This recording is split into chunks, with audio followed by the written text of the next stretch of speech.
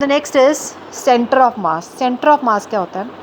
कहते हैं centre of मास एक ऐसा पॉइंट होता है बॉडी के अंदर जहाँ हम मान के चलते हैं कि उसका सारा का सारा मास कॉन्सेंट्रेटेड है। एक तो ये डेफिनेशन है। दूसरी डेफिनेशन है आपके जैसे ये पॉइंट है, ठीक है, मान लो मैंने इस पेंसिल को बैलेंस करना है, तो आप एक पर्टिकुलर पॉइंट पे ना इस पेंसिल को ऐसे बैलेंस कर सकते हो। आप थोड़ा सा आगे पीछे इसको करवाओगे तो पेंसिल गिर जाएगी, मतलब इस पॉइंट से थोड़ा सा आगे पीछे हटोगे तो पेंसिल गिर जाएगी, ठीक है।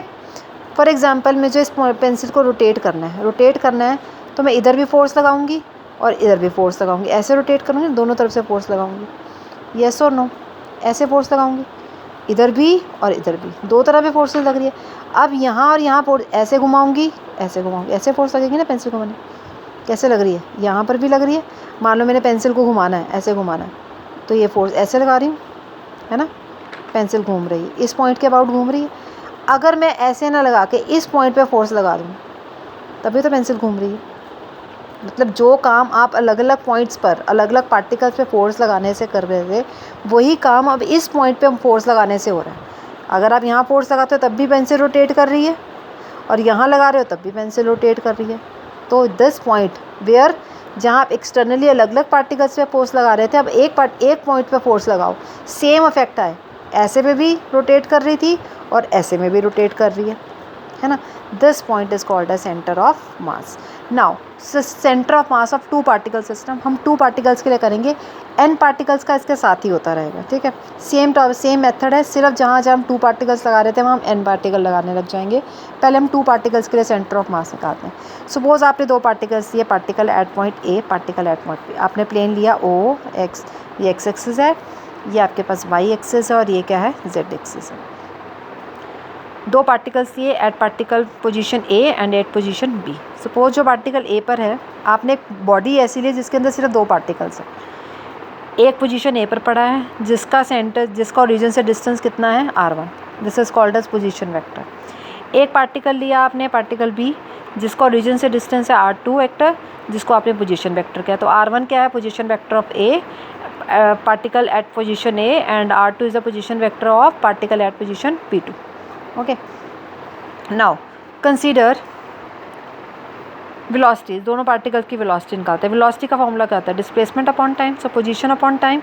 सो v1 क्या आएगी, पहले पार्टिकल की वेलोसिटी क्या आएगी, dr1/dt, वेलोसिटी अपॉन टाइम, ठीक है। और सेकंड की वेलोसिटी आएगी dr2/dt, where v1 and v2 are the velocities of two particles. Now suppose, अब देखो जब ये दोनों पार्टिकल्स हैं, आपको पता है कोई भी बॉडी अगर दो पार्टिकल से मिलके बनी है तो आपस में वो इंटरमॉलिक्यूलर फोर्सेस तो लगाएंगे।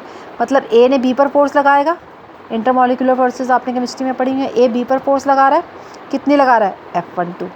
सिमिलरली बी ए पर भी फोर्स लगा रहा है, to every action there is equal and opposite reaction.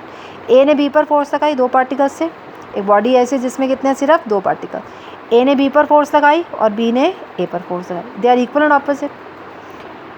एक तो इन फोर्सेस को बोलते हैं जो एक दूसरे पर लगा रहे हैं, इनको बोलते हैं इंटरनल फोर्सेस, जो कि इंटरमॉलिक्यूलर फोर्सेस हैं,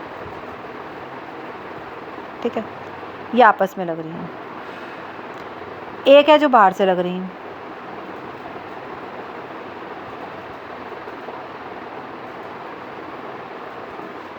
F1 एंड F2। तो ए पार्टिकल पर टोटल कितनी फोर्स होगी, देखो फोर्स ऑन पार्टिकल ए कितनी है, F1 जो आपने बाहर से लगाई, और दूसरा बी ने इस पर लगाई, कितनी थी, F21। तो फोर्स ऑन पार्टिकल ए कितनी हो गई, F1 plus F2। Similarly force on particle B कितनी होगी, बी पर बाहर से लग रही थी, एक्सटर्नल लग रही थी F2, और ए की वजह से लग रही थी F21 ना। F1 एंड F21, ए ने बी पर लगाई, बी ने ए पर लगाई थी ये फोर्सेस, तो they are equal and opposite, है ना। ये कौन सी फोर्सेस थी, F12 and F21, equal and opposite Newton's law से। सो ये दोनों तो एक दूसरे को कैंसिल कर देंगी। टोटल फोर्स हमने निकाली थी ए पर, टोटल फिर बी पर, दोनों को ऐड किया था, ये तो कैंसिल होगी, तो नेट फोर्स कितनी रहेगी, F1 plus F2, let it be F, से इसको क्या कह दिया, F। नाउ ए पार्टिकल की बात करते हैं। हमने न्यूटन का सेकंड लॉ पढ़ा हुआ है कि force on a particle is equal to rate of change of momentum. पहले ए पार्टिकल की बात करते हैं।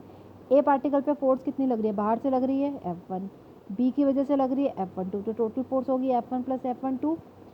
Rate of change of momentum, d/dt of momentum क्या होता है, m1v1। ए पार्टिकल की वेलोसिटी कितनी थी, v1। बी पार्टिकल के लिए निकालो F2 plus F21 d/dt of m2v2, दोनों को ऐड कर दो, दोनों को ऐड करोगे लेफ्ट हैंड साइड देखो क्या बन गई, F1 2 F2 1 तो कैंसिल, तो net force F1 plus F2 को हमने क्या माना था, F माना था। लेफ्ट राइट हैंड साइड पे आ जाओ, d/dt of M1v1 plus d/dt of M2v2, इन दोनों को ऐड किया आपने, ठीक है। अब v1 की वैल्यू पुट करो यहाँ पर, v1 is dr1/dt, v2 is dr2/dt। अब देखो d/dt एक बाहर था ऑलरेडी, एक अंदर आ गया यहाँ पर, तो यहाँ से d/dt कॉमन आ जाएगा, v1 की जगह जब पुट करेंगे dr1/dt, v2/dr2/dt, यहाँ से d/dt कॉमन, d/dt कॉमन बाहर आके d²/dt² बन जाएगा। अंदर क्या बचा m1 r1 और यहाँ क्या बचा m2 r2, d/dt d/dt d/dt d/dt multiply होकर d²/dt² बाहर common m1 r1 plus m2 r2, d²/dt। देखो जब हम लिखते हैं dx/dt तो हम निकालते हैं वेलोसिटी, जब हम इसका d²x/dt² निकालते हैं तो लिखते हैं एक्सेलरेशन। तो ये क्या बन जाती है, acceleration. Position upon time is velocity, d²/dt² means दो बार इसका डेरिवेटिव करना, dx/dt मतलब डेरिवेटिव करना, d²x/dt² मतलब दो बार डेरिवेटिव करना, that is called as acceleration. एक बार पोजीशन का डेरिवेटिव करते हैं तो वेलोसिटी, दो बार करते हैं तो एक्सेलरेशन। तो F is equal to d²/dt² m1 r1 plus m2 r2। अब मेरे को ना इस इक्वेशन को F is equal to ma से कंपेयर करना है, ma से कंपेयर करना। देखो ये तो a आ गया, d²/dt² इज़ a, ये तो a आ गया, पर m नहीं आया ना, हम क्या करेंगे इसको मल्टीप्लाई और डिवाइड कर देंगे टोटल मास से। टोटल मास कितना था पूरे बॉडी का, दो ही तो पार्टिकल्स है इसमें, तो m1 प्लस m2 से मल्टीप्लाई डिवाइड कर देंगे। अब इसको कंपेयर करो, मल्टीप्लाई कर डिवाइड कर दिया, अब इसको F is equal to ma से कंपेयर करो, ये m आ गया टोटल मास, ये a बन गया, this is a, this is a। और आपको पता है a क्या होता है, d²x/dt² या फिर d²r/dt², एक ही बात है, r रिप्रेजेंट द पोजीशन। तो ये क्या बन गया, दिस इज़ r, कंपेयर करके देखो, this is r and this r is called as RCM, that is position vector of centre of mass. तो कितना आया position vector of centre of mass, m1 r1 plus m2 r2 divided by m1 plus m2। अगर आपने n particles का निकालना, मान लो आपने 3 का निकालना, तो सेंटर ऑफ मास क्या होगा, m1 r1, इसी को देखो m2 r2 plus m3 r3। 4 का निकालना है तो m4 r4, n का निकालना है तो mn rn divided by total mass m1 plus m2, कितने पार्टिकल्स हैं, n पार्टिकल्स हैं, प्लस सोन अप टू, इसी को जनरलाइज कर दो। Okay, so this was all about the centre of mass. Thank you.